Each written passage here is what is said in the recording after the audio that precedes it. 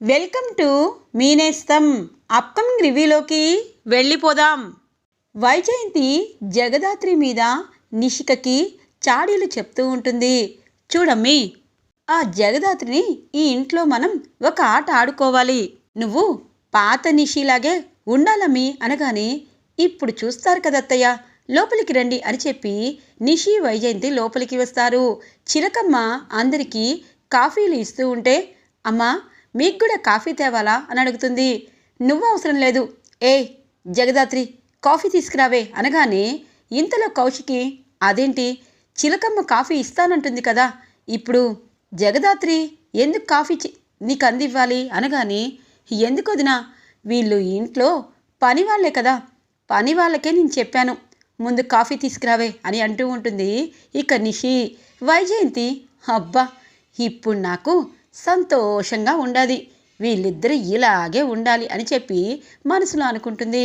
అయ్యో వదిన, నాకు అదేమీ లేదు, సరే నిషి నేను కాఫీ తీసుకొస్తాను అని చెప్పి లోపలికి వెళ్తుంది జగదాత్రి.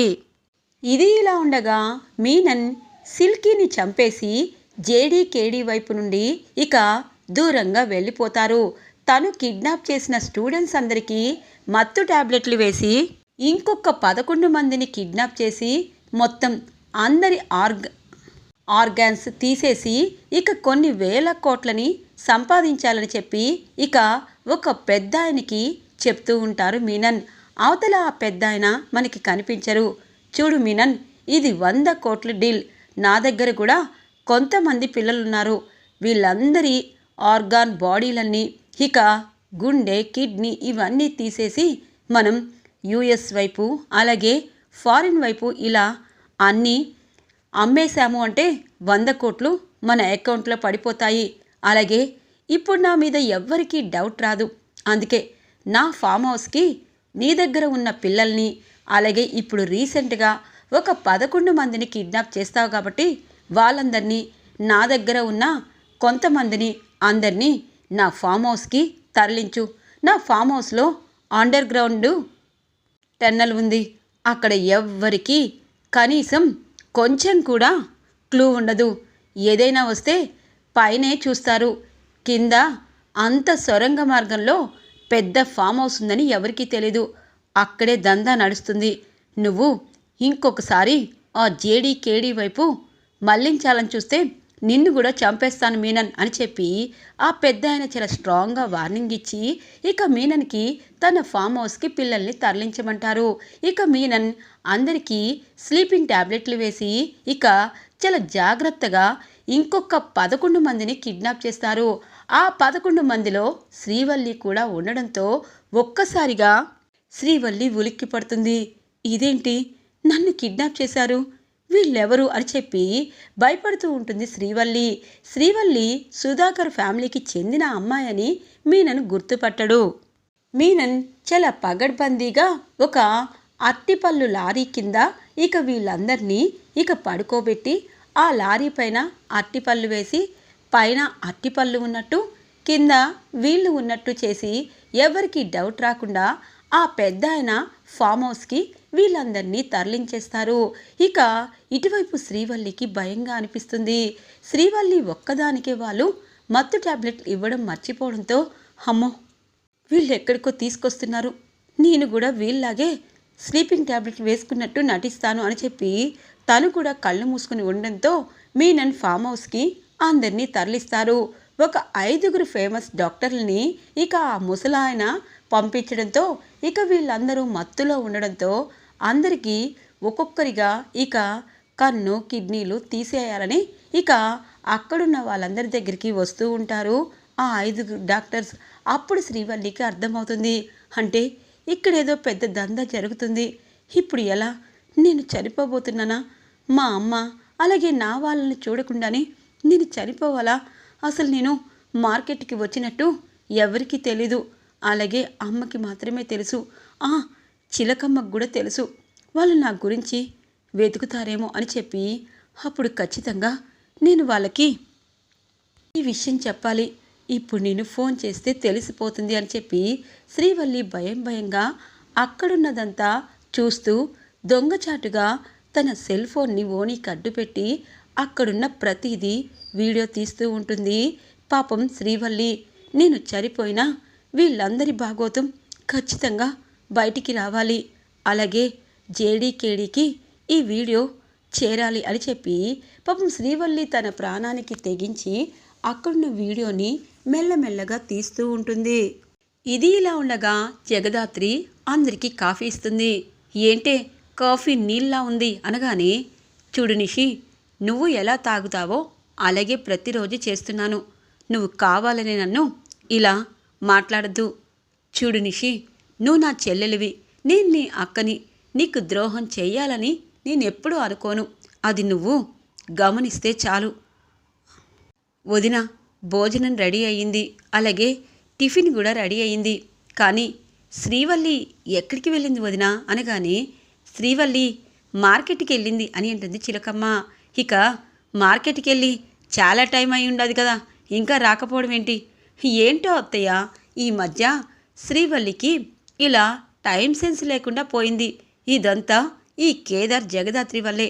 ఇప్పుడు శ్రీవల్లి ఎక్కడెక్కడో తిరుగుతూ కూరగాయలను పేరు పెట్టి ఏ ఐస్ క్రీంలో లేకపోతే ఇంకా బట్టల షాప్కో వెళ్ళుంటుంది అనగానే, అమ్మి అంత చీపుగా మాట్లాడకు, అది ఎవరినో ప్రేమించుండది, అందుకే మార్కెట్కి వద్దన్నా వెళ్ళింది, అది ప్రేమించింది అనగానే, అత్తయ్య గారు ఎందుకు శ్రీవల్లి మీద అన్ని నిందలు వేస్తారు? మార్కెట్కి వెళ్తే అన్ని కూరగాయలు తేవాలని అనుకుంటారు. తనంతటి తను వెళ్ళింది కాబట్టి అన్నీ తీసుకుని వస్తుంది. అలాగే ఫోన్ ఉంది కదా, ఫోన్ చేస్తే సరిపోతుంది కదా అని అంటూ ఉంటుంది జగదాత్రి. ఈలోపు మహిళా మండలి వాళ్ళు లోపలికి రావచ్చా అని అడుగుతారు. ఓ, మహిళా మండలి వాళ్ళ రండి అని అంటారు సుధాకర్. ఇక కౌశికి అందరూ ఇక మహిళా మండలి వాళ్ళని ఆహ్వానిస్తారు. మీరిలా ఎందుకు వచ్చుండారు? ఇక్కడ ఎవరికి అన్యాయం జరగలేదు అని అంటుంది వైజయంతి. చూడండి, అన్యాయం జరిగితేనే మేము రాము. అలాగే మహిళా మండలి వాళ్ళంటే అన్యాయం జరగడమే కాదు, అలాగే ఈ దేశం కోసం, ఈ రాష్ట్రం కోసం, ఇక్కడున్న ఆడవాళ్ళ కోసం, తన కుటుంబం కోసం కష్టపడిన ప్రతి మహిళకి ఏదో ఒకలాగా సహాయం చేస్తూ వాళ్ళ పేర్లని మేము పబ్లిసిటీ చేస్తాము. అది కూడా గుర్తుపెట్టుకోండి వైజయంతి గారు అని అంటారు. చూడండమ్మా, మీరు ఎందుకు వచ్చారు అన్నది మేము అడగటం లేదు, కానీ మీరు ఏదో మంచి విషయమే చెప్పుంటారు అని అంటారు సుధాకర్. అవును సార్, మేము కేదార్ జగదాత్రి కోసం వచ్చాము. వాళ్ళు ఇక్కడ ఉంటున్నారు కాబట్టి వాళ్ళకి ఇన్ఫర్మేషన్ చెప్పాలి. చూడమ్మా జగదాత్రి, నువ్వు ఇన్స్పెక్టర్ కావ్య కూతురు అవడం నీ అదృష్టం. అలాగే మీ అమ్మపై చాలా అభియోగాలు, అలిగేషన్స్ ఇలా బోల్డన్ని ఉన్నా తను అంతకుముందు ఎంత బాగా ఇన్స్పెక్టర్గా ఎన్ని సేవలు ప్రభుత్వానికి అందించింది, అలాగే సమాజానికి అందించింది అన్నది మేము గ్యాదర్ చేశాము.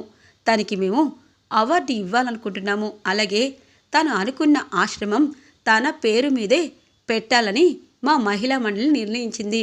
మేము ప్రభుత్వానికి అన్నీ సబ్మిట్ చేశాము. ఇక ఆ ఆశ్రమానికి మీ అమ్మ కావ్య పేరు పెట్టాలనుకుంటున్నాము. దానికి మీరు చీఫ్ గెస్ట్గా రావాలి, కూతురుగా మీరు రావచ్చు అని అంటారు. జగదాత్రి కేదార్ చాలా సంతోషపడతారు. కౌశికి చాలా హ్యాపీగా ఫీల్ అవుతుంది. సుధాకర్ కూడా, అమ్మ జగదాత్రి, మీ అమ్మ గురించి ఎవరు తక్కువ అంచనా వేసినా తెలిసేవాళ్ళు ఎప్పుడూ తక్కువ అంచనా వేయరు అని అంటూ ఉంటారు. ఇంతలో వైజయంతి నిషిక కుళ్ళుకుంటూ, ఓ, అవినీతినంతా పక్కన పెట్టేసేసి ఇప్పుడేమో తను ఆశ్రమానికి పేరు పెట్టేలా ఉందంటారా అనగానే, చూడండి, ఆ మీనన్ అలాగే అప్పుడు చేసిన ఆ తాయారు చేసిన పనులన్నీ మాకు తెలుసు, కానీ దానికి తగ్గ సాక్ష్యాలు లేవు అని అంటారు.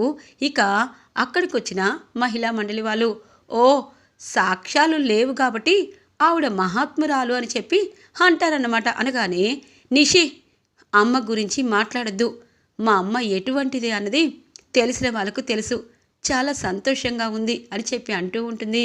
చిలకమ్మ కూడా, వదిన, నీ పేరు ప్రఖ్యాతులు జగదాత్రి నిలుపుతుంది, అలాగే నువ్విప్పుడు ఆశ్రమంలో నీ పేరు పెట్టుకొని నువ్వేమచ్చా లేని దానివిగా నిలిచిపోతావు అని అనుకుంటుంది మనసులో.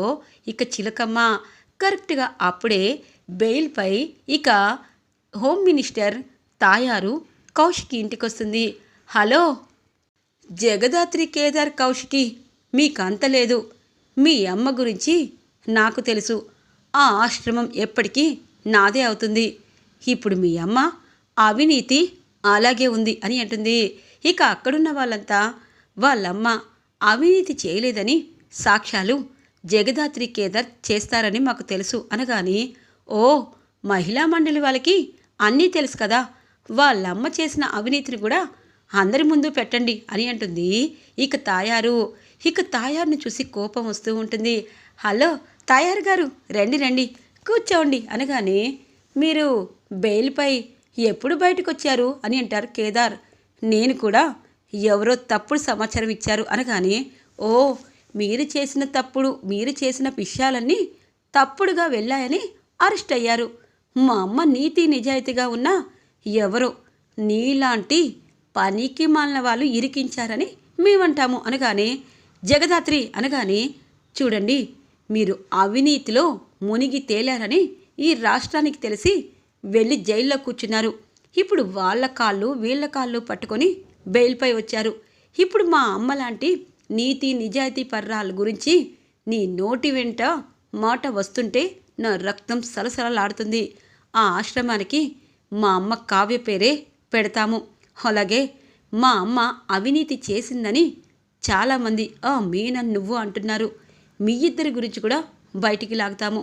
వదిన, ఇలాంటి వాళ్ళు ఇంటికి వచ్చారు అంటే మనల్ని బెదిరించాలని, వీళ్ళ బెదిరింపులకి మనం ఎప్పుడూ భయపడకూడదు. పద కేదార్ అని చెప్పి జగదాత్రి కేదార్ అక్కడి నుండి వెళ్ళిపోతారు. చూడండి, పిలవని పేరంటానికి మీరు రావడం నాకు నచ్చలేదు. అలాగే జగదాత్రి వాళ్ళమ్మ మంచిది అని మాకు తెలుసు. మీరేదో చేయాలని, మాకేదో బెదిరించాలని మీరు అనుకుంటే అది మీ కల మాత్రమే అని అంటుంది కౌశికి. చూడు కౌశికి, అప్పుడు తాయారు వేరు, ఇప్పుడు తాయారు వేరు. జైల్లో ఉన్న చిప్పకూడు తిని ఇప్పుడు ఇంకా నేరాలు చేయడానికి తయారైపోయిన తాయారు, గుర్తు పెట్టుకోండి అని చెప్పి తాయారు వెళ్ళిపోతుంది. ఇది ఇలా ఉండగా చిలకమ్మకి ఇక వీడియో పంపిస్తుంది శ్రీవల్లి. అంటే శ్రీవల్లి ఎక్కడో ఇరుక్కుందా అని చెప్పి జగదాత్రి కేదార్కి చిలకమ్మ ఫోన్ చేస్తుంది. చెప్పత్తయ్యా, అక్కడ తాయారు వచ్చినందుకు, అమ్మ గురించి ఏదో వాగినందుకు మేమేమీ బాధపడటం లేదు అనగానే, అయ్యో జగదాత్రి, దాని గురించి కదమ్మా, శ్రీవల్లి ఏదో వీడియో నాకు షేర్ చేసింది, అది మీకు పంపిస్తున్నాను అని చెప్పి చెప్పడంతో చిలకమ్మ వీడియో షేర్ చేస్తుంది. మీనన్ ఒక్కొక్క స్టూడెంట్కి లోపలికి తీసుకువెళ్ళి కొన్ని శరీర భాగాలని తీస్తూ ఉంటారు. ఇదంతా చూస్తున్న కేడీకి ఒక్కసారిగా టెన్షన్ వస్తుంది. శ్రీవల్లి మీనన్ చేతిలో ఇరుక్కుపోయింది, ఇప్పుడు వీళ్ళు ఎక్కడున్నారు అని చెప్పి మొత్తం కేడీలాగా మారిపోయి వెతుకుతూ ఉంటారు. ఇక శ్రీవల్లి ఫోన్ ఆధారంగా ఒక మాజీ ముఖ్యమంత్రిగా కొన్ని సంవత్సరాల నుండి ఉన్న వ్యక్తి ఇక ఇలా దందా చేస్తున్నాడని అర్థమైపోతుంది కేడీకి. ఇక ఆ ఫామ్ హౌస్కి వస్తారు. ఇక అక్కడ మాజీగా ఉన్న అతను, ఏంటి కేడీ ఇక్కడికి వచ్చారు అనగాని, మీనంతో మీరు చేతులు కలిపారని మాకు తెలుసు, ఇప్పుడు పిల్లలందరికీ మీరు ఏదో చేస్తున్నారు అని చెప్పి కేడీ మొత్తం ఫామ్ హౌస్ని వెతుకుతూ ఉంటే ఎక్కడ ఏ క్లూ జరగదు. చూడండి కేడీ, ఇప్పుడు నేను మాజీ అయ్యాను కాబట్టి మీ భరతం పట్టడం లేదు, మర్యాదగా వెళ్ళిపోండి. నా రాజకీయ జీవితం ఎప్పుడూ చాలా క్లీన్ అండ్ గ్రీన్గా ఉండాలి అని అంటూ ఉంటారు ఆ ముసలాయన మీనంతో మాట్లాడిన ఆయన. సరే, మీరు చేసిన పాపాలు బయట పెట్టే రోజు వస్తుంది అని చెప్పి ఇక బయటికి రాగానే కింద నుండి రౌడీ కిందికి వెళ్తూ ఉంటారు. ఇదేంటి, మెట్లు పైనుంటే కిందికి వెళ్తున్నారు, మనం లోపలికి వెళ్దాం దాత్రి అని అంటారు. ఇద్దరు లోపలికి వెళ్ళేసరికి అక్కడ రౌండ్గా సొరంగం ఉంటుంది. ఇక మెల్లమెల్లిగా సొరంగంలోకి వెళ్తూ ఉంటారు. ఇంతలో రమ్యకి ఫోన్ చేసి ఇక పోలీస్ బెటాలియన్ అంతా ఇటువైపు మాజీ మంత్రి అయిన ముసలాయన ఫామ్ హౌస్కి చేరుకుంటారు. కరెక్ట్గా ఒక 4 విద్యార్థులకి ఇక మొత్తం భాగాలు తీసేసి 5వ విద్యార్థిగా శ్రీవల్లి దగ్గరికి వచ్చేసరికి కేడీ ఎంట్రీ ఇస్తారు.